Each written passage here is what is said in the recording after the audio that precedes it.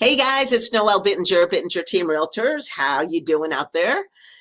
Hey, I think we're about closing in on summer here and ready to head into fall, so that's a cool thing.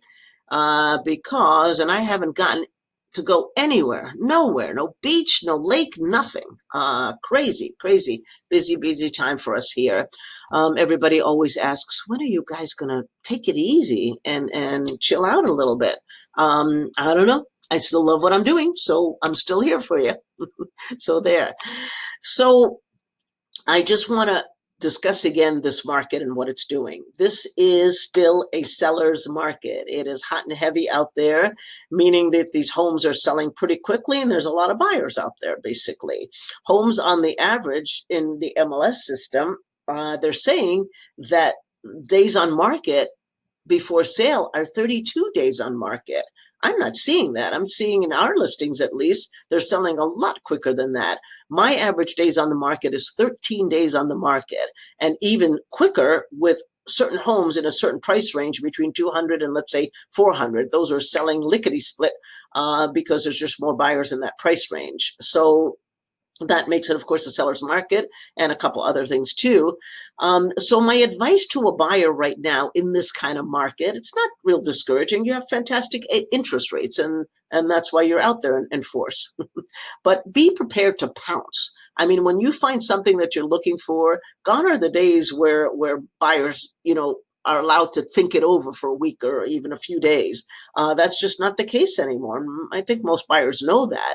That hasn't been the case in years. As a matter of fact, before the economic downturn, before 2006 or so, it's been a seller's market ever since we recovered in 2011. So it's been that way for a while, but nothing like what I'm seeing right now, which is really a seller's market. So be prepared to make that offer right away. Also, be prepared, buyers, to have a pre-approval or pre-qualification letter. You must have a pre-qualification letter from a lender, and all that is just a letter from a lender that you've spoken with your banker, your lender, whatever, stating that, hey, me, so and so, can purchase a home for so and so price, so that when you are ready to make an offer, you have this in your hand that you can give to your realtor in order to present it. Because most of these savvy realtors, listing realtors out there, and sellers want to see that you're able to purchase the home before you actually, before they take it off the market, because they don't want these things to fall apart, certainly. So be prepared to have that in your hand. Why not just go get it now and get your qualification done and see what you qualify for? So that's what's happening. So yes, these homes are selling quickly, for the most part. Some of them can stay on the market for a while. But it's not just about selling it fast. There's a great example that I just can't stop thinking about this because I don't understand why this occurred this way. I put a home on the market in Plymouth for 525,000. We sold it in a weekend, as we usually do in this kind of market, even in that price range, for 550,000. The buyer came in with $25,000 higher than what they were asking, which happens a lot these days. And that was lovely. We just closed on it the other day. Seller is ecstatic about that, of course. But right after, before we even closed on the property, another realtor put a home on the market in that same subdivision for $475,000. Wow, that much lower than what we had it listed for. My understanding is it may have sold. It sold quickly. Of course, it would have sold quickly. I would have scooped it up if I were a buyer. And I think it sold 5,000 over. So maybe at 480 or so, let's say. Ladies and gentlemen, that is, yes, you can brag about how quickly you sold it, but and that you sold it over asking, anyone can brag that. But if you listed it way below market value, sorry, that's not a triumph at all. That's not working in the best interest of your seller. There's no reason for that to have happened. I don't care what anyone tells me. People sometimes say, oh, it's a divorce and they needed to get out or it's whatever. I will never compromise the seller situation, the price for the seller situation. No matter what the circumstances are, transfer, divorce, whatever, it should not be priced lower than market value based on a market like this, that's for sure.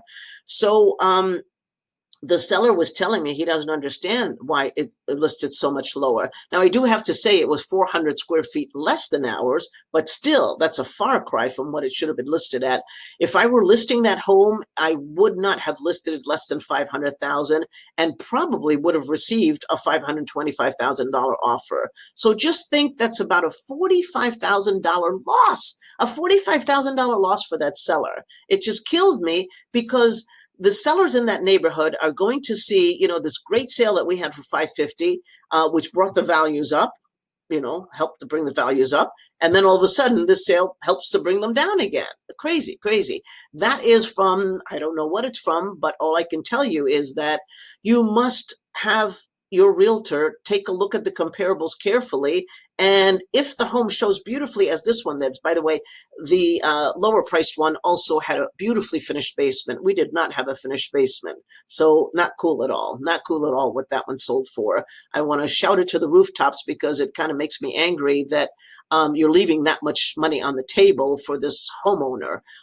It should have been the realtor's responsibility to not allow that to happen for sure, no matter what the circumstances and how quickly a seller needed to sell or whatever. My seller actually was brave enough to go over there and talk to those sellers and let them know why did they list it the way they did, unbeknownst to me. But anyhow, so I just want to warn you against that, that if you're talking with a realtor, make sure you have comparables and make sure that you are actually doing your own homework as far as valuation is concerned. And make sure you have someone, of course, who's experienced and knows valuation in the area, knows how to do a market evaluation, because it's not just plucking numbers from air, that's for sure.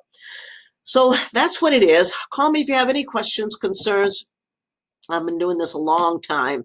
I don't care if you're working with another realtor, if you're not interested in working with us, I'm just here to help you out, guys. So no obligation whatsoever. Just call me. I have the answers. And if I don't, I'll get them for you. Okay. All right. Bye.